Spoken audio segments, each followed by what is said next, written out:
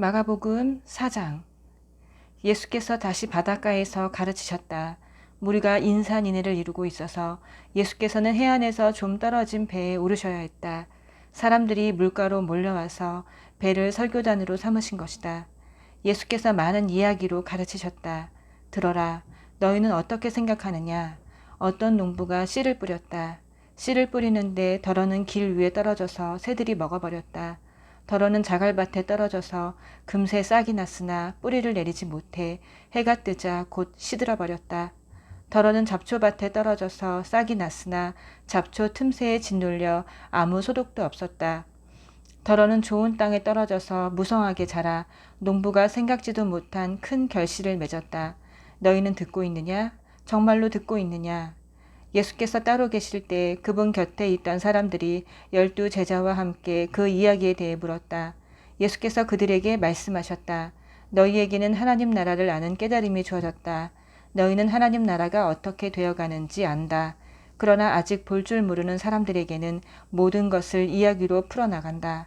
마음을 준비시키고 마음을 열어 깨닫도록 주의를 환기시키려는 것이다. 그들은 눈은 떴으나 하나도 보지 못하고 귀가 열렸으나 한마디도 알아듣지 못하며 돌아서지도 않고 용서받기도 거부한다. 예수께서 계속해서 말씀하셨다. 이 이야기가 어떻게 되어가는지 알겠느냐? 내가 하는 모든 이야기는 이렇게 이루어진다. 농부가 말씀을 뿌린다. 어떤 사람은 딱딱한 길바닥에 떨어진 씨와 같다. 말씀을 듣자마자 사탄이 그 속에 뿌려진 것을 낚아채 간다. 또 어떤 사람은 자갈밭에 떨어진 씨와 같다. 그는 처음 말씀을 들을 때는 아주 뜨겁게 반응한다. 하지만 성품의 토양이 얕다 보니 감정이 식거나 어려움이 닥치면 아무 쓸모없게 되고 만다. 잡초밭에 떨어진 씨는 천국 소식을 듣기는 듣지만 해야 할 온갖 일과 갖고 싶은 것에 대한 염려로 짓눌려 있는 사람을 가리킨다. 스트레스에 숨이 막혀서 들은 것조차 아무 소득이 없다. 그러나 좋은 땅에 뿌려진 씨는 말씀을 듣고 품어서 생각지도 못한 큰 결실을 맺는 사람을 가리킨다. 예수께서 계속해서 말씀하셨다. 집에 등잔을 가져와서 통 속이나 침대 밑에 두는 사람이 있느냐? 탁자나 선반 위에 두지 않느냐? 우리는 비밀을 감추어 두지 않고 오히려 말할 것이다. 숨기지 않고 오히려 밝히 드러낼 것이다. 너희는 듣고 있느냐? 정말로 듣고 있느냐? 내가 하는 말을 잘 들어라. 세상에서 너희 힘으로 잘 될 수 있다는 약삭빠른 충고를 조심하여라. 받는 것보다 주는 것이 낫다. 베품은 베품을 낳는다. 인색하면 가난해진다. 예수께서 또 말씀하셨다. 하나님 나라는 어떤 사람이 밭에 씨를 뿌리고는 잊어버린 채 잠자리에 든 것과 같다. 씨는 싹을 터서 자라나는데 그는 어떻게 된 일인지 모른다. 그의 도움 없이 땅이 다 알아서 한다. 처음에는 푸른 줄기를 내고 다음에는 꽃봉오리를 내고 그 다음에는 익은 곡식이다. 곡식이 완전히 연글면 거둔다. 추수할 때가 된 것이다. 하나님 나라를 어떻게 묘사할 수 있을까? 어떤 이야기가 좋을까? 하나님 나라는 솔씨 하나와 같다. 솔씨는 땅에 떨어질 때 씨로서는 아주 작지만 일단 심으면 가지가 무성한 큰 나무로 자란다. 독수리들이 그 안에 둥지를 틀 정도다. 예수께서는 이처럼 많은 이야기로 메시지를 전해주시면서 그들의 경험과 성숙도에 맞게 이야기를 들려주셨다. 예수께서 이야기 없이는 말씀하지 않으셨다. 그리고 제자들과 따로 있을 때에 모든 것을 다시 설명해 주셨다. 혼란스러운 것을 정리하시고 얽힌 것은 풀어주셨다. 그날 늦게 예수께서 제자들에게 말씀하셨다. 저편으로 건너가자. 제자들은 그분을 배에 계신 그대로 모시고 갔다. 다른 배들도 따라갔다. 그때 큰 풍랑이 일어났다. 파도가 배 안으로 들이쳐서 배가 가라앉으려고 했다. 예수께서는 배 뒤쪽에서 베개를 베고 주무시고 계셨다. 제자들이 그분을 깨우며 말했다. 선생님, 우리가 빠져 죽게 되었는데 아무렇지도 않습니까? 잠에서 깬 예수께서 바람에게 조용하라고 하시고 바다에게 고요하여라, 잠잠하여라 하고 말씀하셨다. 바람이 숨을 멎고 바다는 호수처럼 고요해졌다. 예수께서 제자들을 꾸짖으셨다. 어째서 너희는 이토록 겁이 많으냐? 그렇게도 믿음이 없느냐? 그들은 놀라고 두려워서 어쩔 줄을 몰랐다. 도대체 이분은 누구신가? 바람과 바다도 마음대로 부리시더니. 5장. 그들은 바다 건너편 거라사 사람들의 지방에 이르렀다. 예수께서 배에서 내리시자 묘지에서 어떤 미친 사람이 그분께 나아왔다. 그는 거기 무덤 사이에서 살았다. 아무도 그를 잡아둘 수 없었다. 사슬을 채울 수도 결박할 수도 없었다. 사람들이 여러 번 사슬과 밧줄로 묶었지만 그때마다 그는 사슬을 부서뜨리고 밧줄을 끊어버렸다.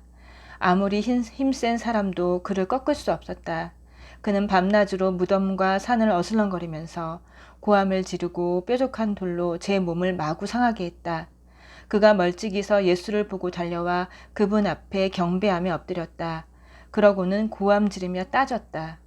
지극히 높으신 하나님의 아들 예수여, 무슨 일로 내게 간섭합니까? 제발 나를 괴롭히지 마십시오. 예수께서 이미 그 악한 귀신에게 나오너라, 그 사람에게서 나오너라 하고 명령하신 뒤였다. 예수께서 그에게 물으셨다. 내 이름이 무엇이냐? 그가 대답했다. 내 이름은 패거리입니다. 난동을 부리는 패거리입니다. 그는 자기를 그 지방에서 내쫓지 말아달라고 예수께 애원했다. 마침 근처 언덕에서 큰 돼지떼가 땅을 파헤치며 먹을 것을 찾고 있었다. 귀신들이 예수께 애걸했다. 우리를 돼지에게 보내셔서 그 속에서 살게 해주십시오. 예수께서 그렇게 하라고 말씀하셨다. 그러나 돼지떼의 형편은 그 사람의 형편보다 더 나빠졌다. 돼지들이 미쳐서 벼랑으로 우르르 몰려가더니 바다에 빠져 죽은 것이다. 돼지를 치던 사람들이 혼비백산하여 도망쳐서 시내와 마을에 그 이야기를 전했다. 다들 어찌된 일인지 보고 싶어 했다. 사람들이 예수께 다가와서 보니 미친 사람이 단정한 옷차림과 멀쩡한 정신으로 앉아 있었다. 그는 더 이상 걸어다니는 정신병원이 아니었다. 그 일을 처음부터 목격한 사람들이 귀신 들린 사람과 돼지떼에게 벌어진 일을 그들에게 말해주었다. 그들은 처음에는 두려워하다가 나중에는 언짢아 했다. 돼지들이 익사한 것 때문에 기분이 상했던 것이다. 그들은 예수께 그곳을 떠나 다시는 오지 말아달라고 당부했다. 예수께서 배에 오르실 때에 귀신한테서 놓인 그 사람이 자기도 함께 가게 해달라고 간청했으나 그분은 허락하지 않으셨다. 예수께서 말씀하셨다. 내 집, 내 가족한테 가거라. 주께서 무엇을 하셨고 어떻게 너를 불쌍히 여기셨는지 그들에게 이야기하여라. 그 사람은 돌아가서 예수께서 자기에게 행하신 일을 데가볼리 근방에 전하기 시작했다. 그는 동네의 화제거리였다. 예수께서 배를 타고 건너가시자 큰 무리가 바닷가에서 그분을 맞이했다. 회당 지도자 가운데 야이로라는 사람이 왔다. 그는 예수를 보고는 무릎을 꿇고 정신없이 애원했다. 제 사랑하는 딸이 죽음의 문턱에 있습니다. 병이 나아서 살 수 있도록 오셔서 손을 얹어 주십시오. 예수께서 그와 함께 가시는데 온 무리가 따라가며 그분을 밀고 당겼다. 12년 동안 혈루증으로 고생한 한 여자가 예수의 소문을 들었다. 여자는 많은 의사들에게 치료를 받았으나 형편없는 치료로 돈만 날리고 상태가 이전보다 더 나빠졌다. 여자는 뒤에서 슬그머니 다가가 예수의 옷을 만졌다. 이분의 옷에 손가락 하나만 대어도 내가 낫겠다고 생각한 것이다. 여자가 손을 대는 순간에 흐르던 피가 멈추었다. 여자는 변화를 느낄 수 있었고 자신의 병이 깨끗이 나은 것을 알았다. 그 순간 예수께서 자신에게서 기운이 나간 것을 아시고 무리에게 돌아서서 물으셨다. 누가 내 옷에 손을 대었느냐? 제자들이 말했다. 무슨 말씀이신지요?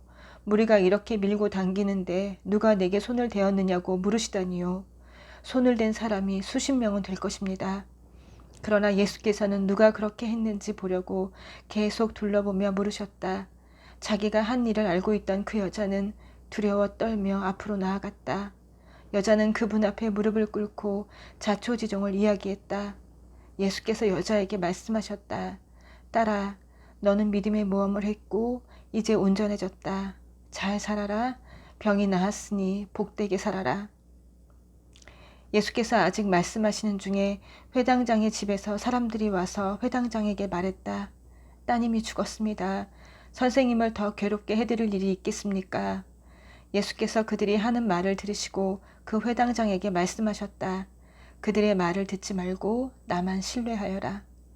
예수께서는 베드로, 야고보, 요한 외에는 아무도 따라오지 못하게 하셨다.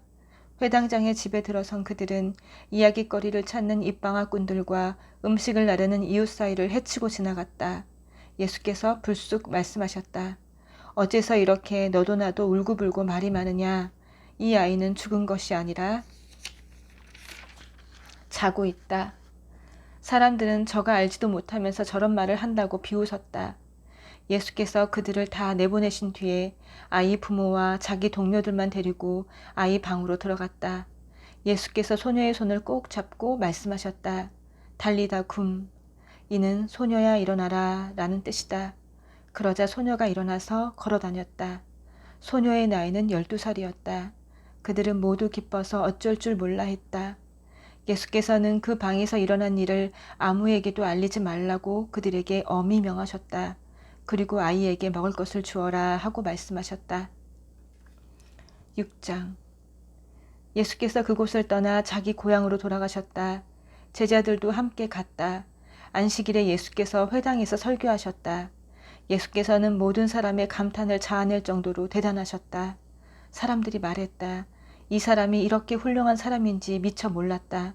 어떻게 이렇게 갑자기 지혜로워지고 이렇게 능력을 갖게 되었을까? 그러나 한편으로 그들은 언제 그랬냐는 듯이 어느새 그분을 깎아내리고 있었다. 이 사람은 목수요, 마리아의 아들에 불과하다. 우리는 그를 어려서부터 알았다. 그의 동생 야고보와 요셉과 유다와 시몬, 그리고 그의 누이들도 우리가 안다.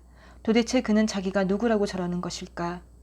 그들은 예수에 대해 조금 아는 것에 걸려 넘어졌던 것이다. 그들은 거기서 더 이상 나아가지 못했다.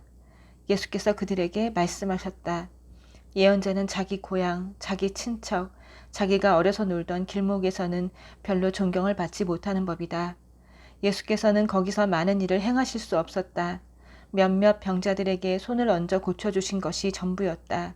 그들의 완고함을 예수께서도 어찌할 수 없었다. 그래서 예수께서는 그곳을 떠나 다른 마을을 다니시며 가르치셨다.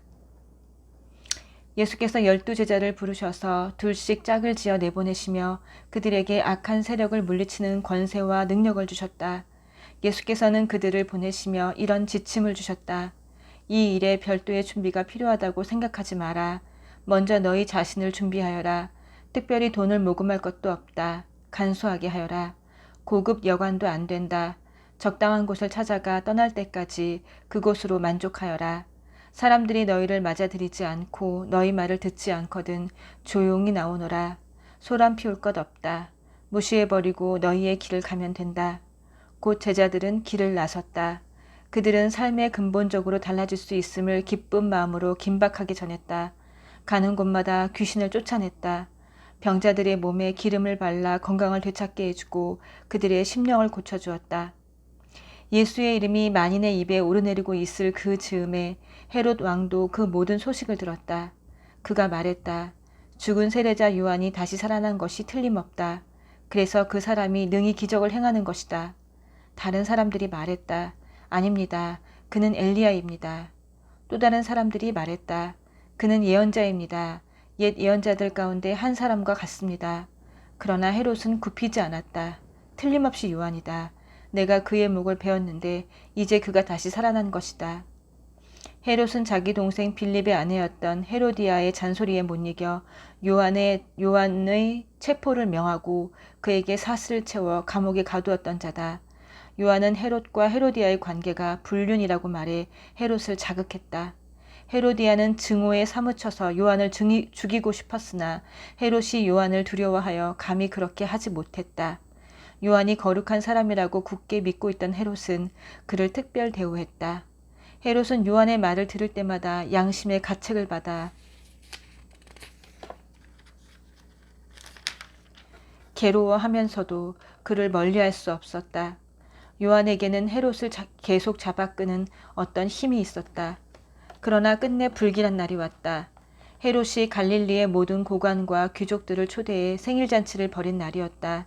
헤로디아의 딸이 연회장에 들어와서 손님들을 위해 춤을 추었다. 헤롯과 손님들은 감탄했다. 왕이 소녀에게 말했다. 내게 무엇이든 청하거라. 내가 원하는 것이면 무엇이든 주마. 그는 흥분하여 계속했다. 맹세하는데 내가 말만 하면 내 나라를 너와 반반씩이라도 나누겠다. 그 딸은 어머니에게 돌아가서 말했다. 무엇을 청할까요? 세례자 요한의 머리를 달라고 하거라. 딸은 급히 왕에게 달려가서 말했다. 지금 당장 세례자 요한의 머리를 쟁반에 담아 주십시오. 왕은 한순간 정신이 번쩍 들었다. 그러나 그는 손님들에게 체면을 잃고 싶지 않아서 잠자코 소녀의 소원을 들어주었다. 왕은 사형 집행관을 감옥으로 보내 요한의 머리를 가져오라고 명했다. 그가 가서 요한의 목을 베어 쟁반에 담아와서 소녀에게 주었고 소녀는 그것을 다시 자기 어머니에게 주었다. 요한의 제자들이 이 일을 듣고 와서 그 시신을 거두어다가 무덤에 안장했다. 사도들이 다시 예수께 모여서 그동안 자기가 행하고 가르친 일을 모두 보고했다. 예수께서 말씀하셨다. 따로 어디 가서 잠깐 쉬도록 하자. 그만큼 오가는 사람들의 발길이 끊이지 않았고 그들은 음식 먹을 겨를조차 없었다. 그래서 그들은 배를 타고 따로 한적한 곳으로 떠났다. 그들이 가는 것을 본 사람이 있어서 금세 소문이 퍼졌다. 인근 마을에서 사람들이 도보로 달려와서 그들보다 먼저 그곳에 도착했다. 예수께서 도착해 큰 무리를 보셨다. 목자 없는 양 같은 그들을 보시니 그분 마음이 찢어지는 것 같았다. 예수께서는 곧바로 그들을 가르치기 시작하셨다. 어느새 저녁이 되었다. 시간이 많이 흘렀다고 생각한 제자들이 말씀 사이에 끼어들었다. 여기는 허허 벌판이고 시간도 많이 늦었습니다. 이제 기도하시고 사람들을 보내어 저녁이라도 먹게 해야겠습니다. 예수께서 말씀하셨다. 너희가 이들의 저녁을 마련하여라. 그들이 대답했다. 진심이십니까? 가서 이들의 저녁거리에 큰 돈을 쓰라는 말씀이신지요? 그러나 그분의 말씀은 진심이었다. 너희에게 빵이 몇 개나 있는지 알아보아라. 오래 걸릴 것도 없었다. 5개입니다. 그들이 말했다. 그리고 물고기가 2마리 있습니다. 예수께서 그들 모두를 50명, 100명씩 무리지어 앉게 하셨다. 그 모습이 마치 푸른 초장에 펼쳐진 들꽃으로 엮은 조각보 이불 같았다. 예수께서 빵 5개와 물고기 2마리를 손에 들고 고개 들어 하늘을 우러러 감사 기도를 드리시고 축복하신 다음 빵을 떼어 제자들에게 주셨고 제자들은 다시 그것을 사람들에게 나누어 주었다. 예수께서는 물고기를 가지고 똑같이 하셨다. 사람들 모두가 배불리 먹었다. 제자들이 남은 것을 거두니 12바구니나 되었다. 저녁을 먹은 사람들이 5,000명이 넘었다. 식사가 끝나자 예수께서 제자들을 재촉하여 배를 타고 먼저 건너편 벳세다로 가게 하시고 그동안의 무리를 돌려보내셨다. 사람들을 보내신 뒤에 예수께서는 산에 올라가 기도하셨다. 밤늦게 배는 이미 바다 멀리까지 나갔는데 예수께서는 아직 무태 혼자 계셨다. 맞바람을 맞아 노를 젓느라 고생하는 제자들의 모습이 보였다. 새벽 4시쯤에 예수께서 바다 위를 걸어 그들 쪽으로 가셨다. 예수께서 바로 그들 옆을 지나려고 하셨다. 그러나 제자들은 바위 위를 걸어오시는 예수를 보고서 유령인 줄 알고 무서워 꼼짝도 못한 채 비명을 질렀다. 예수께서 얼른 그들을 안심시키셨다. 안심하여라. 나다. 두려워 마라. 예수께서 배에 오르시자 바람이 가라앉았다. 제자들은 너무 놀라서 이게 무슨 일인가 싶어 고개를 저었다. 그들은 예수께서 저녁 식사 때 하신 일을 미처 깨닫지 못하고 있었다. 그 무엇도 아직 그들의 마음속까지 파고들지 못했던 것이다. 그들은 게네사렛에 배를 댔다. 그들이 배에서 내리자 순식간에 소문이 퍼졌다. 사람들이 이리저리 내달리며 들것에 병자들을 메고 예수가 계시는 곳으로 데려왔다. 마을이나 시내나 촌 네거리마다 그분이 가는 곳이면 어디든지 사람들이 병자들을 데리고 나와서 그분의 옷자락을 만지게 해달라고 간청했다. 그것이 전부였다. 그분을 만진 사람은 누구나 병이 나았다. 아멘.